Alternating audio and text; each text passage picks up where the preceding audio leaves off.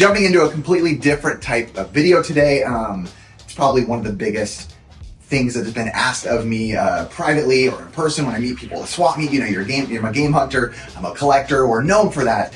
But one of the biggest things and biggest questions I get is, how did you kind of become like the editing guy? Or I don't want to say it in a way with like pride, like the editor. But most people are like, dude, you've either edited for this person or you've done some work for them or done thumbnails for them. How come you've kind of like locked in this place of like being the editing guy? That's what the second channel's for. This channel is to get into that stuff. So you won't see it here because I'm not putting any editing to this. I've been cutting back and forth to two different cameras. I started YouTube like 10, 11 years ago, and it was one of those things where I didn't really have any knowledge at all. I knew I was a creative mind. Before YouTube and for this creative outlet, I was a musician. That was my creative outlet. So I already had this idea of creativity in my head that, you know, okay, I'm a creative person, that's my thing. I didn't know when I started YouTube that the editing process was gonna be such a big thing to me. When I started doing my show, you know, kind of figuring out things, it was a game hunting channel, like we still do, but it was a little bit different. It started out really rough, really raw, really simple, kind of just holding a camera, figuring things out as you go. But I started getting more into like the narrative type game hunting, right? And this is where I really honed in my editing skills and pushing that. And I think the reason that I'm where I'm at now with editing and kind of known as like an editing guy is because it was a perfect storm of when I came into YouTube. And what I mean by that is, back then in YouTube, there was this idea of like, gotta push for the algorithm, gotta push for this, and gotta push for retention, editing a certain way to keep people, you know, to keep a certain type of style, or editing or feng shui to keep people watching wasn't really necessarily a thing. It was more on the lines of, let's just make something really good. And I believe there should be both. I believe there always should be good content. I'm a huge believer in good content over pushing content, which I'll get into in a little bit, my thought on that.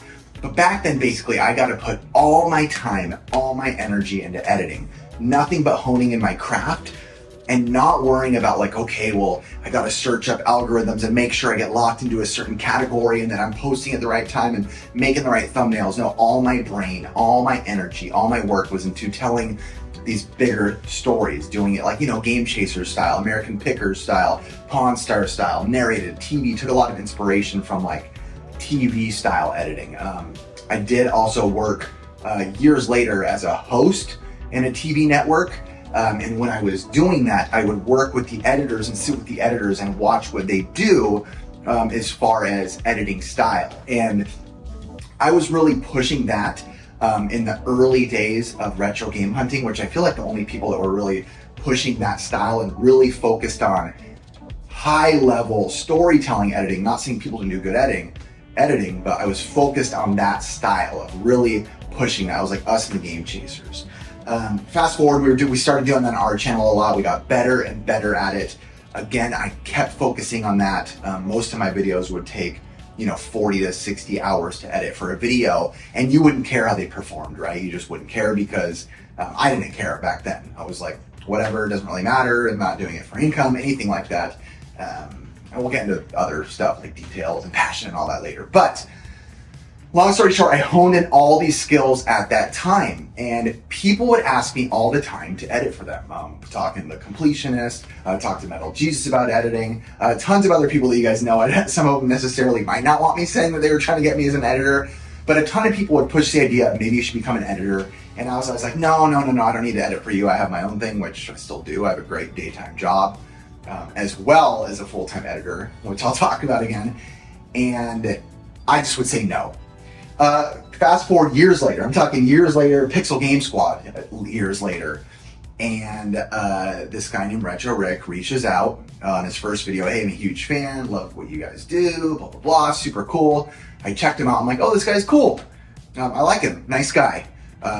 We kind of became friends through all this. We kind of became buddies. We became closer and closer and closer to the point where we started talking all the time. It was just what we did. We were good buddies. We go to conventions together and all this stuff. And one day he was just like, I don't know if it was like the perfect storm or the perfect time, but he was just like, hey man, will you ever thought about like editing? And I was like, yeah, like for me. He's like, you ever thought about editing for other people, for me? You want to edit for me? And I was like, I don't know. It's not really my thing. And it was like the first time where I like went home and was like, maybe I could like just go for it and see what happens, edit for someone else. At this time, my channel was starting to do a little bit better, as far as like numbers and stuff like that. And I was like, okay, like that's fine. Maybe it'll take a little pressure off what I do, so to say, in my headspace, and let me have a little more fun with someone else just to try it out. So I started doing it, and just before you knew it, it just became a regular thing. I started editing for him on a weekly basis. Now it's even been pushed up more than I was doing, just editing for Rick, like crazy. And I was like, wow, this is crazy. I never thought I'd be editing for other people, so to say. I always thought of myself as just editing for myself. And then maybe like 6 months after that, I get a message from Phoenix Resale, Caleb, who I only met previously once in person. I knew of him. I've seen comments. I had seen comments of him leaving comments on the channel saying, this video is better edited than my entire channel ever will be, or something like that. So when he reached out, he was like, hey, I actually was mentioning to Retro Rick that I could use an editor. And he mentioned you, and in my mind I was like, Rick, you rascal, like I'm not looking for another person. I wasn't looking for another person. And we just got to talking, and it's one of those things where I was like, can I make this work? Can I figure this out? Can I figure out how to edit for more people than just myself and Retro Rick and a full-time job? And I was like, I don't know, let's just try it out. I think that's always the dangerous road when you say let's try it out, because a lot of times you convince yourself to keep doing it. Luckily for me in this situation, we tried it out and it was nothing but a great experience. They have been fantastic to work for. I always joke with my wife, I feel like they're the type of guys that like read books on how to be a good manager behind the scenes and then apply it, because they've been nothing but good to me. As time went on, and I'm doing both of these guys and my own channel and working a full-time job, I'm like, listen, I do this, all of this. Yes, it's great money to be able to, have your own YouTube channel and a full-time job and edit for all these people and myself. But I'm like, I have to find a way to make sure that I can do this successfully. And to me, successfully comes in the form of being able to not sacrifice time with family. So I was like, I can't even keep editing for myself. I have to figure out a way to not go crazy doing this. So funny enough, I hired an editor myself for my channel. And I thought that I was gonna hate it, not the editing.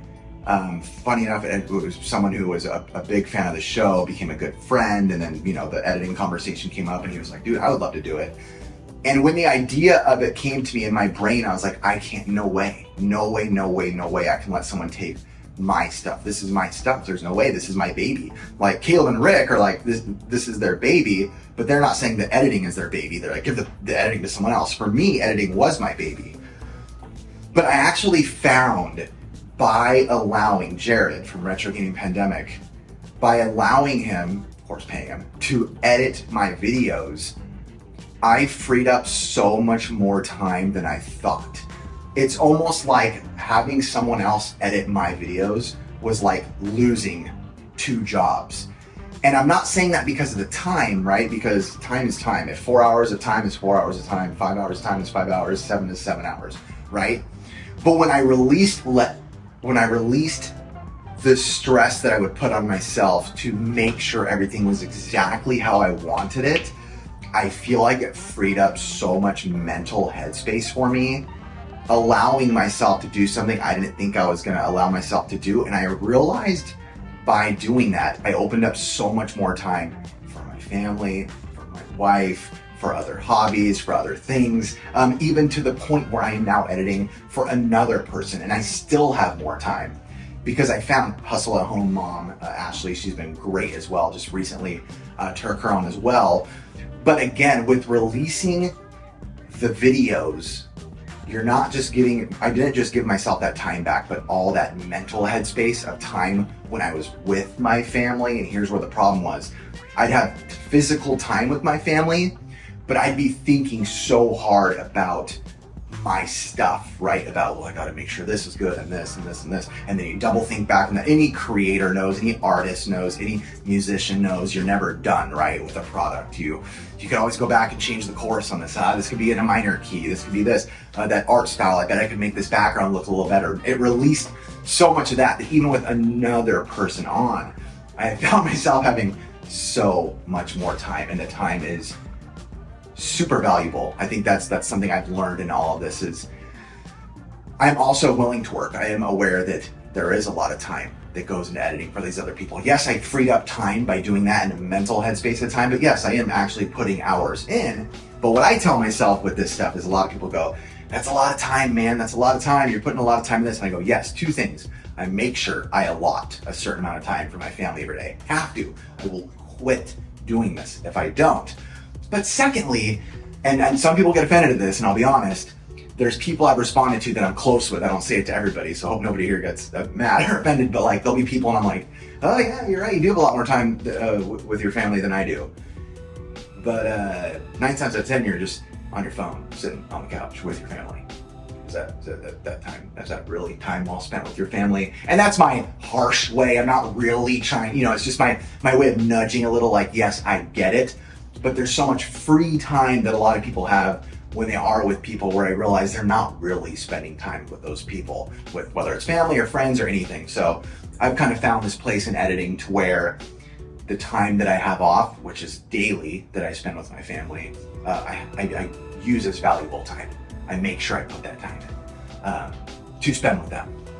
So long story short, how did I get here? Just honing in an editing style and really wanting to be very intentional about being very good at it. And that was something I worked on for, I'd say, 8 years before I felt really good about it. And that's just part of it.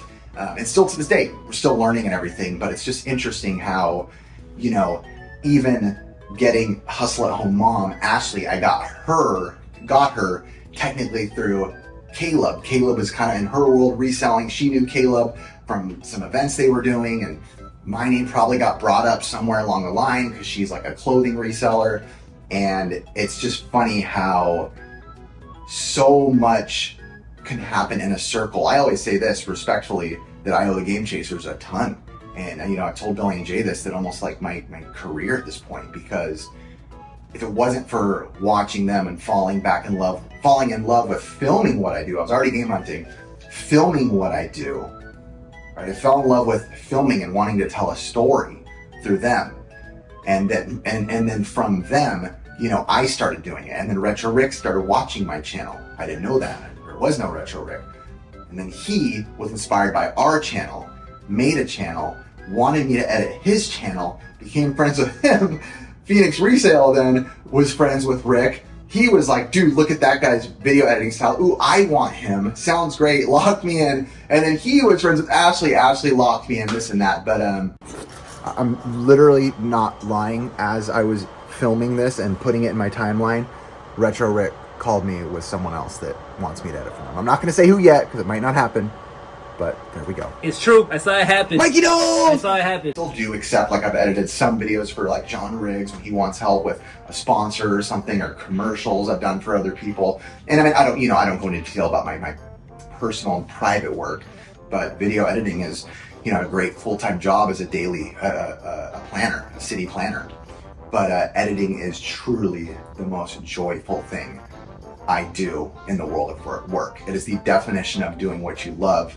I love storytelling. I love having fun with it, and it's just it's been nothing but amazing. You can check out the show called NES Pursuit on Pixel Game Squad. The ones with a number in the corner, those are the ones that I edit more like a story. And I'm always still learning. That's it. Oh man, thank God I didn't have to edit this.